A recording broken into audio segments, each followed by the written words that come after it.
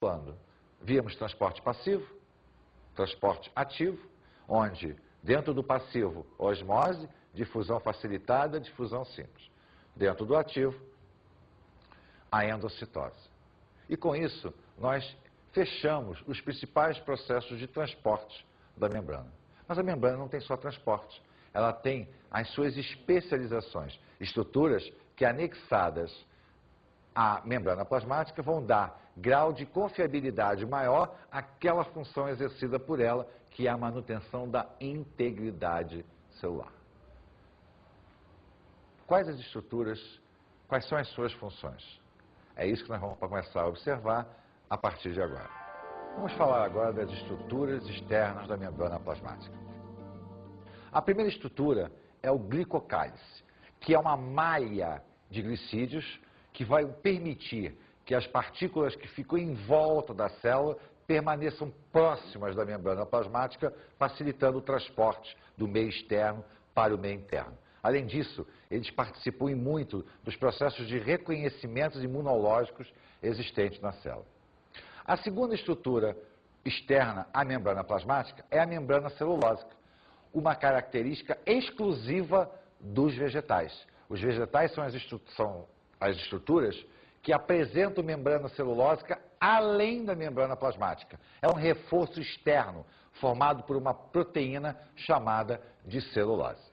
A terceira estrutura é a microvilosidade, importantíssima para células onde a absorção requer um maior grau de confiabilidade. Por exemplo, as células que formam a parede do nosso intestino delgado, aqueles que vão absorver as substâncias nutritivas do nosso alimento. As microvilosidades aumentam a área de absorção celular, facilitando a captura de alimentos, a captura de solvente, de soluto, do meio externo para o meio interno.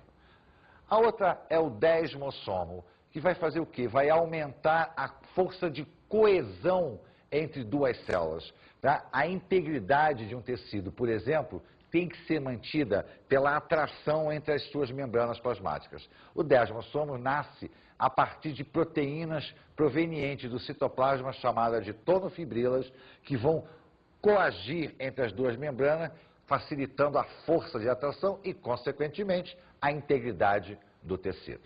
A próxima estrutura são as interdigitações, que no fundo, têm a mesma finalidade do desmossomo, manter a integridade física de um tecido.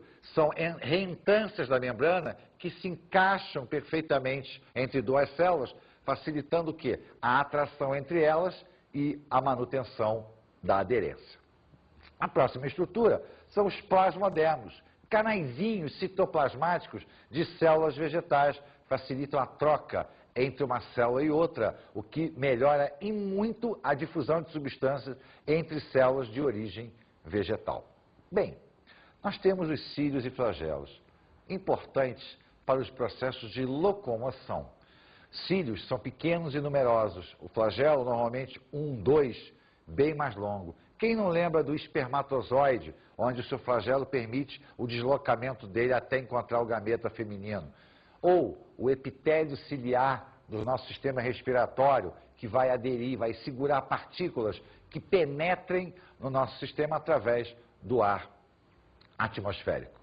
Todas as estruturas são desenvolvidas para aumentar a capacidade de funcionamento da célula. E, obviamente, elas estão ligadas à membrana plasmática. Por quê? Porque essas estruturas estarão voltadas ao meio externo, estarão voltadas às funções exercidas, principalmente para o meio externo.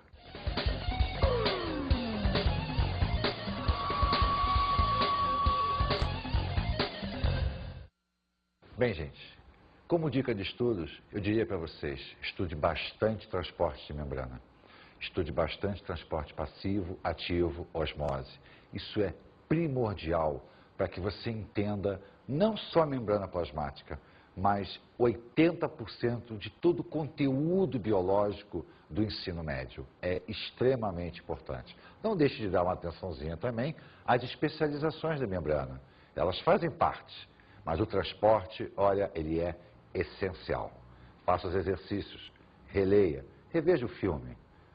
Pare, pense, faça experiência. Com certeza isso vai ajudar. Até a próxima.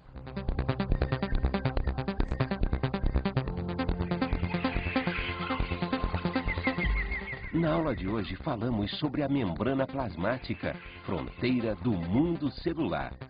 Vimos transporte passivo, ativo, que engloba osmose, endocitose. Vimos que a importância disso era o quê? A integridade física da membrana através da sua constituição.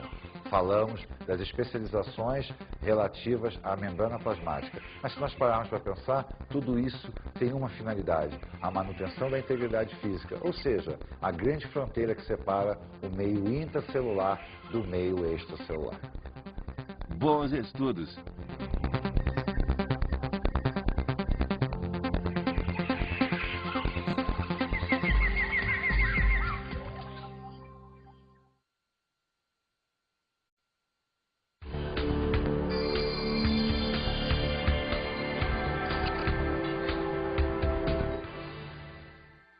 Bem, colegas, a experiência mostra para a gente que a maior dificuldade dos alunos é o entendimento da osmose, a complicação do transporte passivo, ativo. E a gente sabe que, basicamente, para ele poder entender funções, funcionamento de artrópodes, ou o que seja dentro do conceito de fisiologia, essa base é importantíssima. Então, a experiência, pelo menos para mim, mostrou que quando o aluno sabe bem osmose, quando ele sabe muito bem transporte passivo e ativo, o entendimento da fisiologia orgânica se torna muito mais fácil. É claro que saber as estruturas externas ajuda muito, mas eu acho que o conceito básico é fundamentalmente o transporte. Nem tanto os tipos de proteína, permease, etc., mas a essência do mecanismo, o processo em si, eu acho fundamental para o bom entendimento da biologia moderna.